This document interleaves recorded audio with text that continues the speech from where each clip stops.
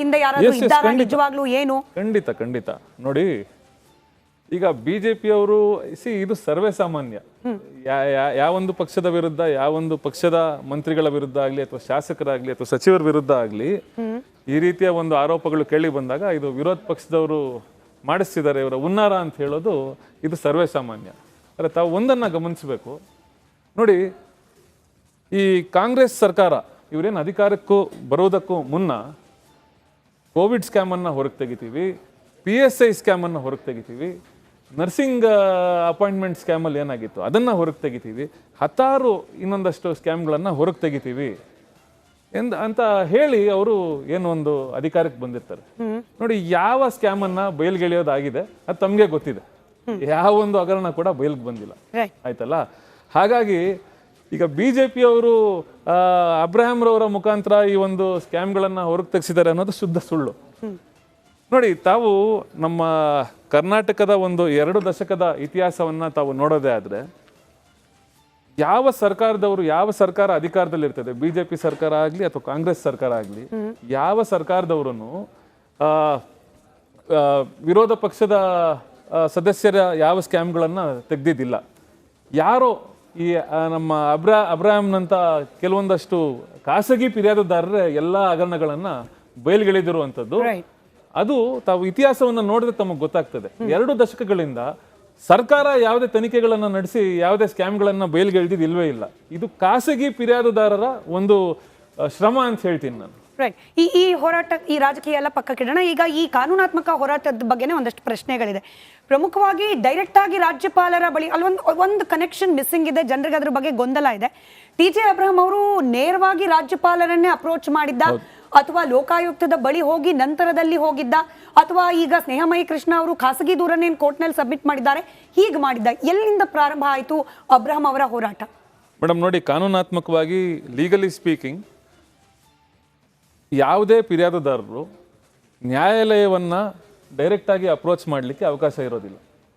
ನೋಡಿ, ಮೊದಲು ಅವರು ಇನ್ಸ್ಪೆಕ್ಟರ್ ದರ್ಜೆಯ ಅಧಿಕಾರಿ ಅಂದರೆ 154(1) ಸೆಕ್ಷನ್ 154(1) CRPC ಅಡಿಯಲ್ಲಿ ಇನ್ಸ್ಪೆಕ್ಟರ್ ದರ್ಜೆಯ ಅಧಿಕಾರಿಗೆ ಒಂದು ಫಿರ್ಯಾದನ್ನು ಸಲ್ಲಿಸತಕ್ಕದ್ದು. ಅವರು ಆ ನಿಟ್ಟಿನಲ್ಲಿ ಅವ್ರು ಯಾವುದೇ ಒಂದು ಆಕ್ಷನ್ ತೆಗೆದುಕೊಳ್ಳದೆ ಇದ್ದಲ್ಲಿ SP ದರ್ಜೆಯ ಅಧಿಕಾರಿಯನ್ನ ಅವರು ಮತ್ತೆ ಈ ಒಂದು ದೂರನ್ನ ಸಲ್ಲಿಸತಕ್ಕದ್ದು. ಇವೆರಡು 154(1) and 154(3) CRPC ಅಡಿಯಲ್ಲಿ ಇವೆರಡನ್ನ ನೆರವೇರಿಸಿದ ನಂತರವಷ್ಟೇ ನ್ಯಾಯಾಲಯಕ್ಕೆ ಹೋಗತಕ್ಕದ್ದು. ನಾನೇನಾದರೂ ಒಂದೇ ಬಾರಿ ನ್ಯಾಯಾಲಯಕ್ಕೆ ಈ ಪೊಲೀಸ್ ಅಧಿಕಾರಿಗಳನ್ನ ನಾನು ದೂರನ್ನ ಸಲ್ಲಿಸಿದ ನ್ಯಾಯಾಲಯಕ್ಕೆ ಹೋದಲ್ಲಿ ನ್ಯಾಯಾಲಯಕ್ಕೆ ನನ್ನ ಫಿರ್ಯಾದನ್ನ ತಿರಸ್ಕರಿಸಲಿಕ್ಕೆ ಎಲ್ಲ ಹಕ್ಕು ಇರ್ತದೆ. ಇದು ಪ್ರಿಯಾಂಕಾ ಶ್ರೀವಾತ್ಸವ್ ಕೇಸ್ ಅಂತ ಒಂದು ಸರ್ವೋಚ್ಚ ನ್ಯಾಯಾಲಯದಲ್ಲಿ ನಿರ್ಧಾರ ಆಗಿದೆ ಈ ಒಂದು ಪ್ರಕರಣ. ಆ ಪ್ರಕರಣದ ಆದೇಶಾನುಸಾರ ನಾನು ಪೊಲೀಸ್ನವರು ಅಂದ್ರೆ ಈ ಪ್ರಕರಣದಲ್ಲಿ ವಿಶೇಷವಾಗಿ ಲೋಕಾಯುಕ್ತ ಪೊಲೀಸ್ನವರಿಗೆ ನಾನು ಅಪ್ರೋಚ್ ಮಾಡಿದ ನಂತರವಷ್ಟೇ ನಾನು ನ್ಯಾಯಾಲಯದ ಬಾಗಿಲನ್ನ ತಟ್ಟಿರೋದು. ಒಂದು. ಎರಡನೇದು ನೋಡಿ, ಇವರು ಸರ್ಕಾರಿ ನೌಕರರಂದೇ ಅವರನ್ನ ಪರಿಗಣಿಸತಕ್ಕದ್ದು. ಅವರು ಮಂತ್ರಿಗಳಾದ್ರೂ ಸಹ ದೇ ಆರ್ ಗವರ್ಮೆಂಟ್ ಸರ್ವೆಂಟ್ಸ್. ಹಾಗಾಗಿ ಮಾನ್ಯ ರಾಜ್ಯಪಾಲರ ಒಂದು ಅನುಮೋದನೆ ಅದು ಬೇಕೇ ಬೇಕಾಗ್ತದೆ. ಆದರೆ ಈ ಪ್ರಕರಣದಲ್ಲಿ ಏನಂದ್ರೆ, ನಿನ್ನೆ ನಮ್ಮ ವಾದ ಏನಾಗಿತ್ತಂದ್ರೆ ರಾಜ್ಯಪಾಲರ ಅನುಮೋದನೆ ನಮಗೆ ಅವಶ್ಯಕತೆ ಇರೋದಿಲ್ಲ ಅನ್ನೋದು ನಮ್ಮ ವಾದವಾಗಿತ್ತು. ಯಾಕೆ ಅಂತಂದ್ರೆ section 17A of prevention of corruption act ಈಗೇನು ನಮಗೆ ಈಗಾಗಲೇ ಪೂರ್ವಾನುಮತಿ ಸಿಕ್ಕಿದೆ, ಆದ್ರೂ ಕೂಡ ಸಿಕ್ಕಿಲ್ಲ ಅಂತಂದ್ರೂ ಕೂಡ ನಮಗೆ ಅದು ಯಾವುದೇ ಅಡ್ಡಿ ಆಗ್ತಿದ್ದಿಲ್ಲ. ಯಾಕೆ ಅಂತಂದ್ರೆ 2018ರಲ್ಲಿ ಈ ಒಂದು ಕಲಮನ್ನ ಪ್ರಿವೆನ್ಷನ್ ಆಫ್ ಕರಪ್ಷನ್ ಆಕ್ಟ್ ಅಲ್ಲಿ ಸೇರಿಸಿರ್ತಾರೆ. 2018 ಈ ಪ್ರಕರಣ, ಈ ಒಂದು ಅಪರಾಧ ಪ್ರಕರಣ ಫಿರ್ಯಾದುದಾರರ ಪ್ರಕಾರ ಇದು 2018ಕ್ಕೂ ಮುನ್ನ ಅಂದ್ರೆ 1998ರಿಂದ ಶುರುವಾಗಿದೆ ಈ ಒಂದು ಅಪರಾಧ ಪ್ರಕರಣ. ಹಾಗಾಗಿ ನಮಗೆ ಯಾವುದೇ ಅನುಮೋದನೆ ಬೇಕಾಗಲ್ಲ ಅನ್ನೋದು ನಮ್ಮ ವಾದ ಆಗಿರ್ತದೆ. ಲೋಕಾಯುಕ್ತರನ್ನ ಅಪ್ರೋಚ್ ಮಾಡಿದ್ ಯಾವಾಗ, ಅಪ್ರಾಕ್ಸಿಮೇಟ್ಲಿ ಯಾವ ತಿಂಗಳಲ್ಲಿ, ಡೇಟ್ ಏನಾದ್ರೂ ನೆನಪಿದ್ರೆ? ನೋಡಿ, ಮೇ ತಿಂಗಳಿನಿಂದ ನಾವು ಏನು ಅಪ್ರೋಚ್ ಮಾಡ್ಕೊಂಡ್ ಬಂದಿದ್ದೀವಿ. ಅದಾದ ನಂತರ SP ದರ್ಜೆ ಅಧಿಕಾರಿಯನ್ನು ಕೂಡ ಭೇಟಿ ಮಾಡಿ ಅವ್ರಿಗೂ ಕೂಡ ಫಿರ್ಯಾದನ್ನು ನೀಡಿರ್ತೀವಿ. ಈಗ ಅದಾದ ನಂತರ ನಾವು ರಾಜ್ಯಪಾಲರ ಒಂದು ಪೂರ್ವಾನುಮತಿ ಅಥವಾ ಅನುಮೋದನೆಯನ್ನ ಕೋರಿ ನಾವು ಒಂದು ಅರ್ಜಿಯನ್ನ ಸಲ್ಲಿಸಿರ್ತೀವಿ. ಅದು ಕೂಡ ಈಗಾಗಲೇ ಪುರಸ್ಕೃತಗೊಂಡಿದೆ. ಈಗ ಆ ಪುರಸ್ಕೃತಗೊಂಡಿರುವಂತ ಒಂದು ಆದೇಶವನ್ನ ಪ್ರಶ್ನಿಸಿ ಹೈಕೋರ್ಟ್ ಮೆಟ್ಟಿಲನ್ನ ಆರೋಪಿಗಳು ಏರಿರುವಂತದ್ದು. ಹೌದು, ಬಟ್ ಇಲ್ಲಿ ನಾನು ಯಾಕೆ ಸ್ಪೆಸಿಫಿಕಲಿ ಟೈಮಿಂಗ್ ಬಗ್ಗೆ ಪ್ರಶ್ನೆ ಕೇಳಿದೆ ಅಂತಂದ್ರೆ, ನೆನ್ನೆ ಅಭಿಷೇಕ್ ಮನು ಸಿಂಘ್ವಿ ಅವರು ಇದನ್ನ ಹೇಳಿದ್ರು, ಹಾಗೆ ಕಾಂಗ್ರೆಸ್ ಸರ್ಕಾರದ ಬಹುತೇಕ ನಾಯಕರು ಇದನ್ನ ಹೇಳ್ತಿದ್ದಾರೆ. ಯಾವಾಗ ರಾಜ್ಯಪಾಲರ ಬಳಿ ಹೋದ್ರು ಅಬ್ರಹಂ ಅವರು, ಒಂದೇ ದಿನದಲ್ಲಿ ಅಂದ್ರೆ ಅಬ್ರಹಂ ಅವರು ಕಂಪ್ಲೇಂಟ್ ತಗೊಂಡು ರಾಜ್ಯಪಾಲರನ್ನ ಅಪ್ರೋಚ್ ಮಾಡಿದ ವೆರಿ ಸೇಮ್ ಡೇ ಅವರು ಶೋಕಾಸ್ ನೋಟಿಸ್ ಜಾರಿ ಮಾಡಿಬಿಟ್ರು. ಒಂದು ದಿನದಲ್ಲಿ ಏನು ತನಿಖೆಯನ್ನ ನಡೆಸಲ್ಲ, ಅಂದ್ರೆ ಇನ್ಫ್ಯಾಕ್ಟ್ ಕಾನೂನು ಸಲಹೆಗಾರರ ಸಲಹೆಯನ್ನ ಪಡೆದಲೇನೆ ರಾಜ್ಯಪಾಲರು ತರಾತುರಿಯಲ್ಲಿ ನಿರ್ಧಾರಕ್ಕೆ ಬಂದ್ಬಿಟ್ರು ಅನ್ನೋ ಆರೋಪ ಇದೆ. ನೋಡಿ ಮೇಡಮ್, ಈ ಭಾರತ ಸಂವಿಧಾನದ ವಿಧಿ 163 ಇದರ ಪ್ರಕಾರ ರಾಜ್ಯಪಾಲರು ಅವರು ಯಾವುದೇ ಅವರು ಸಲಹೆಯನ್ನ ಪಡಿಬೇಕಾಗಿರೋ ಅವಶ್ಯಕತೆ ಇಲ್ಲ. ಅವರಿಗೆ ಕೌನ್ಸಿಲ್ ಆಫ್ ಮಿನಿಸ್ಟರ್ಸ್ ಅಂತ ಏನು ಹೇಳ್ತೀವಿ, ಸಚಿವ ಸಂಪುಟ ಅವರ ಒಂದು ರೆಕಮೆಂಡೇಶನ್ ಅನ್ನ ತೆಗೆದುಕೊಂಡು ಒಂದು ನಿರ್ಧಾರ ಮಾಡತಕ್ಕದ್ದು ಎನ್ನುವುದು ವಿಧಿ 163 ಇದನ್ನ ಹೇಳ್ತದೆ. ಆದ್ರೆ ಮಾನ್ಯ ಸರ್ವೋಚ್ಚ ನ್ಯಾಯಾಲಯ ಈ MP ಪೊಲೀಸ್ ಸ್ಪೆಷಲ್ ಎಸ್ಟಾಬ್ಲಿಷ್ಮೆಂಟ್ ಕೇಸ್ನಲ್ಲಿ ಏನ್ ಹೇಳ್ತಾರೆ ಅಂತಂದ್ರೆ, ಆ ಸಚಿವ ಸಂಪುಟದಲ್ಲೇ ಅವರ ವಿರುದ್ಧವೇ ಆರೋಪ ಕಂಡು ಬಂದಲ್ಲಿ ರಾಜ್ಯಪಾಲರು ಅವರು ಇಂಡಿಪೆಂಡೆಂಟ್ ಆಗಿ ಒಂದು ಡಿಸಿಷನ್ ಅನ್ನ ಸ್ವತಂತ್ರರಾಗಿ ಒಂದು ಆದೇಶವನ್ನ ಹೊರಡಿಸಲಿಕ್ಕೆ ಅವ್ರಿಗೆ ಎಲ್ಲಾ ಹಕ್ಕು ಇರ್ತದೆ.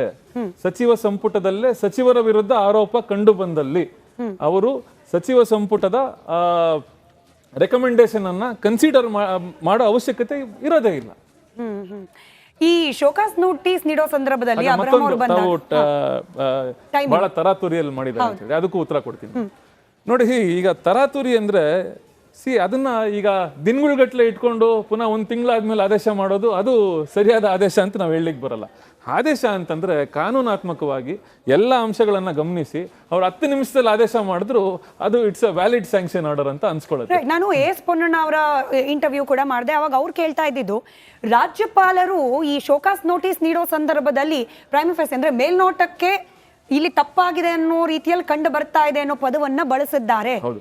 ಯಾರ ಸಲಹೆ ಮೇಲೆ, ಅಂದ್ರೆ ಯಾವ ಕಾನೂನಿನ ಪಂಡಿತರು ನೀಡಿದ ಸಲಹೆ ಮೇಲೆ ರಾಜ್ಯಪಾಲರು ಇಂಥ ನಿರ್ಧಾರಕ್ಕೆ ಬಂದ್ರು, ಯಾವ ತನಿಖೆಯನ್ನ ನಡೆಸಿ ರಾಜ್ಯಪಾಲರು ಇಂಥ ತೀರ್ಮಾನಕ್ಕೆ ಬಂದ್ರು, ಪ್ರಶ್ನೆ ಕೇಳ್ತಾರೆ ಎಸ್ ಪೊನ್ನಣ್ಣ ಅವರು. ನೋಡಿ ಮೇಡಮ್, ಈಗ ರಾಜ್ಯಪಾಲರು ಸ್ಯಾಂಕ್ಷನ್ ಅನ್ನ ನೀಡುವಂತಹ ಸಮಯದಲ್ಲಿ ಅಂದ್ರೆ ಅನುಮೋದನೆಯನ್ನ ಆದೇಶಿಸುವಂತಹ ಸಮಯದಲ್ಲಿ ಅವರು executive as well as judicial function ಅನ್ನ ಎಕ್ಸರ್ಸೈಸ್ ಮಾಡ್ತಾರೆ. ಕ್ವಾಸಿ ಜುಡಿಷಿಯಲ್ ಅಂತ ಕರೀತಾರೆ. ಅಂದ್ರೆ ಒಂದು ಜುಡಿಷಿಯಲ್ ನೋಟಿಸ್ ಅಂತ ಏನ್ ಹೇಳ್ತೀವಿ ನಾವು, ಇಟ್ಸ್ ಅ ಜುಡಿಷಿಯಲ್ ಫಂಕ್ಷನ್. ನ್ಯಾಯಾಂಗದ ಒಂದಷ್ಟು ಒಂದು ಪವರ್ಸ್ ಅನ್ನ ಅವ್ರು ಎಕ್ಸರ್ಸೈಸ್ ಮಾಡ್ತಾರೆ ರಾಜ್ಯಪಾಲರು. ಹಾಗಾಗಿ ಅವರು ಸಲಹೆಯನ್ನ ಪಡಿಬೇಕು ಅಂತ ಎಲ್ಲೂ ಸಹ ಸಂವಿಧಾನದಲ್ಲಿ ಹೇಳಿಲ್ಲ. ವಿಧಿ 163 ಬಹಳ ಸ್ಪಷ್ಟವಾಗಿದೆ. ರಾಜ್ಯಪಾಲರು ಸಚಿವ ಸಂಪುಟದ ರೆಕಮೆಂಡೇಶನ್ ಮೇರೆಗೆ ಅವರು ಒಂದು ಆದೇಶವನ್ನ ಹೊರಡಿಸಬಹುದು. ಆದ್ರೆ ಇಲ್ಲಿ ಎಕ್ಸೆಪ್ಷನ್ ಏನಂತಂದ್ರೆ, ಪ್ರಮುಖವಾಗಿ ಸಚಿವ ಸಂಪುಟದ ಒಬ್ಬ ಲೀಡರ್ ವಿರುದ್ಧ ಈ ಒಂದು ಆರೋಪ ಕೇಳಿ ಬಂದಿರುವಂತದ್ದು. ಹಾಗಿದ್ದಾಗ ಸಚಿವ ಸಂಪುಟದ ರೆಕಮೆಂಡೇಶನ್ ಅನ್ನ ಹೆಂಗೆ ತೆಗೆದುಕೊಳ್ಳಿಕ್ಕಾಗ್ತದೆ? ಇದು ಬಹಳ ಮುಖ್ಯ ಆಗ್ತದೆ. ಎರಡೇ ಪೇಜ್ ನಲ್ಲಿ ಉತ್ತರವನ್ನ ನೀಡಿಬಿಟ್ಟಿದ್ದಾರೆ ರಾಜ್ಯಪಾಲರು. ಅಲ್ಲಿ ಮುಖ್ಯಮಂತ್ರಿಗಳ ಅನುಪಸ್ಥಿತಿ ಇದ್ರೂ ಕೂಡ ಮುಖ್ಯಮಂತ್ರಿಗಳ ಇನ್ಫ್ಲೂಯೆನ್ಸ್ ನಿಂದಾನೇ ಸಭೆ ನಡೆದಿದೆ ಅನ್ನೋ ರೀತಿಯಲ್ಲಿ ನಿರ್ಧಾರಕ್ಕೆ ಬಂದಿದ್ದಾರೆ. ಇದೆಲ್ಲ ಚರ್ಚೆ ಮಾಡಿದ್ರು ಸಿಂಘ್ವಿ ಅವ್ರ ನೆನ್ನೆ. ನೋಡಿ, ಅದು ಸುಳ್ಳದು. 2 ಪುಟಗಳ ಆದೇಶ ಅಲ್ಲ ಅದು ಬಹಳ ಒಂದು ವೆರಿ ಎಕ್ಸ್ಪ್ಲನೇಟಿವ್ ಸ್ಪೀಕಿಂಗ್ ಆರ್ಡರ್. ಅದು ಸುಮಾರು ಸಿಂಘ್ವಿ ಅವರು ಸುಳ್ಳು ಹೇಳಿದ್ರು ಹಾಗಾದ್ರೆ ನೆನ್ನೆ ಕೋರ್ಟ್ ಅಲ್ಲಿ. ನೋಡಿ, ಅವರು ಶೋಕಾಸ್ ನೋಟಿಸ್ ಬಗ್ಗೆ ಹೇಳಿದ್ದು. ಶೋಕಾಸ್ ನೋಟಿಸ್ 2 ಪುಟ ಇದೆ ಅಂತ ಹೇಳಿದ್ರು. ಆದ್ರೆ ರಾಜ್ಯಪಾಲರ ಆದೇಶ ಈ 100 ಪುಟಗಳ ವರದಿ ಬರೋಕ್ ಮುಂಚೆ ಕೊಟ್ಟ ಶೋಕಾಸ್ ನೋಟಿಸ್ 2 ಪೇಜ್. ಯಾವ 100 ಪುಟಗಳ ವರದಿ? ನೆನ್ನೆ ಹೇಳಿದ್ರು 100 ಪುಟಕ್ಕಿಂತ ಹೆಚ್ಚಿಗೆ ಪ್ಯಾರಾಗಟ್ಲೆ ಕೊಟ್ಟಿದ್ದಾರೆ, ಯಾಕೆ ಇದನ್ನ ಪ್ರಾಸಿಕ್ಯೂಷನ್ ನೀಡಬಾರ್ದು ಅಂತ ಹೇಳಿ ಸಂಪುಟ ಕೊಟ್ಟಿರೋ ಅವರ ತಕರಾರನ್ನ ಸಲ್ಲಿಸಿರುವಂತದ್ದು. ಸಂಪುಟದವರು ತಕರಾರನ್ನ ಸಲ್ಲಿಸಿರುವಂತದ್ದು. ನೋಡಿ, ಈಗ ನಿನ್ನೆ ಸಿಂಘ್ವಿ ಅವರು ಹೇಳಿದ್ರು ಇದು ಯಾರೋ ವಕೀಲರು ಏನೋ ಒಂದು ಮಾಡಿ ಕೊಟ್ಟಿರ್ಬೋದು, ಎಲ್ಲ ಸಾಧ್ಯತೆ ಇರ್ತದೆ, ಯಾಕೆಂದ್ರೆ ಸರ್ವೋಚ್ಚ ನ್ಯಾಯಾಲಯದ ಆದೇಶಗಳನ್ನ ಕೂಡ ಅದರಲ್ಲಿ ನಮೂದಿಸಲಾಗಿದೆ ಅಂತ. ನೋಡಿ, ಅದೇ ರೀತಿ ಸಚಿವ ಸಂಪುಟದ ಏನೋ ಒಂದು ತಕರಾರನ್ನ ಸಲ್ಲಿಸಿದ್ರು, ಆ ಒಂದು ತಕರಾರು ಹಾಗೂ ಮಾನ್ಯ ಮುಖ್ಯಮಂತ್ರಿಗಳು ಸಲ್ಲಿಸಿದಂತಹ ತಕರಾರು ಎರಡೂ ಬಹಳ ಒಂದೇ ರೀತಿ ಇದೆ, ಎರಡೂ ಸಾಮ್ಯತೆ ಇದೆ. ಹಾಗಾದ್ರೆ ಇದನ್ನ ಯಾರು ತಯಾರು ಮಾಡಿಕೊಟ್ಟಿದ್ರು? ಇದನ್ನ ವಕೀಲರು ಮಾಡಿಕೊಟ್ಟಿದ್ರು, ತಾವೇ ಮಾಡಿದ್ರು. ಅಂದ್ರೆ ಸಿದ್ದರಾಮಯ್ಯನವರ ಅನುಪಸ್ಥಿತಿಯಲ್ಲಿ ನಡೆದ ಸಂಪುಟದ ಈ ತೀರ್ಮಾನ ಏನಿದೆ ಅದು ಕೊಟ್ಟ ವರದಿಗೂ ಮುಖ್ಯಮಂತ್ರಿಗಳು ಕೊಟ್ಟ ಉತ್ತರವನ್ನು ಒಂದೇ ರೀತಿಯಲ್ಲಿದೆ. ಒಂದು. ಎರಡನೇದು, ಏನೊಂದು ತಕರಾರನ್ನ ಸಲ್ಲಿಸಿರ್ತಾರೆ ಅದನ್ನ ಪರಿಗಣಿಸಿಯೇ ಅದರಲ್ಲಿದ್ದ ಅಂಶಗಳನ್ನು ಪರಿಗಣಿಸಿಯೇ ರಾಜ್ಯಪಾಲರು ಈ ಒಂದು ಆದೇಶವನ್ನ ಮಾಡಿರ್ತಾರೆ. ರೈಟ್. ಹಾಗಾಗಿ ಅದು 2 ಪುಟಗಳ ಆದೇಶವಲ್ಲ, ಅದು ಸುಮಾರು ವೆರಿ ವೆಲ್ ರೀಸನ್ಡ್ ಎಕ್ಸ್ಪ್ಲನೇಟರಿ ಆರ್ಡರ್ ಇರ್ತದೆ ಅದು. ಹಾಗಾಗಿ ಅದನ್ನ ಅಲ್ಲಗಳೆಯೋ ಸಾಧ್ಯತೆಗಳು ಇಲ್ಲ. ಪ್ರಾಸಿಕ್ಯೂಷನ್ಗೆ ಯಾಕೆ ಕೊಟ್ರು ಅನ್ನೋದ್ರ ಬಗ್ಗೆ ಕಾರಣ ಸ್ಪೆಸಿಫಿಕಲಿ ಎಲ್ಲೂ ಮೆನ್ಷನ್ನೇ ಆಗಿಲ್ಲ. ನಾಳೆ ದಿನ ಹಾದಿ ಬೀದಿಲಿ ಹೋಗೋರು ಕೂಡ ಹಿಂಗೇನೆ ರಾಜ್ಯಪಾಲರನ್ನ ಅಪ್ರೋಚ್ ಮಾಡ್ತಾರೆ. ಸಿಂಘ್ವಿ ಅವ್ರು ಬಳಸಿದ ಮಾತಿದು. ಖಂಡಿತ. ಈಗ ಮೇಡಮ್, ನಾನು ಬೇಕಾದ್ರೆ ರಾಜ್ಯಪಾಲರ ಆದೇಶ it becomes a public document. ಹೌದು, ನಾನು ಬೇಕಾದ್ರೆ ತಮಗೆ ತಲುಪಿಸ್ತೀನಿ. We have it. But still, it is not a 2-page order. Certainly not a 2-page order. It is a very well explained, detailed order ಇದೆ. ಹಾಗಾಗಿ ಏನಂದ್ರೆ, ಈಗ ನಾವು ಕೂಡ, ಈಗ ನಾನು ಅರ್ಜಿದಾರರ ಪರವಾಗಿ ನಾನೇನಾದ್ರೂ ವಕಾಲತನ್ನ ವಹಿಸಿದ್ರೆ ನಾನು ಕೂಡ ಅದನ್ನ ಹೇಳ್ತಿದ್ದೆ. ಸತ್ಯಾಸತ್ಯತೆ ಇಂಪಾರ್ಟೆಂಟ್, ಅದನ್ನ ನ್ಯಾಯಾಲಯ ಪರಿಶೀಲಿಸಿ ನೋಡ್ತದೆ.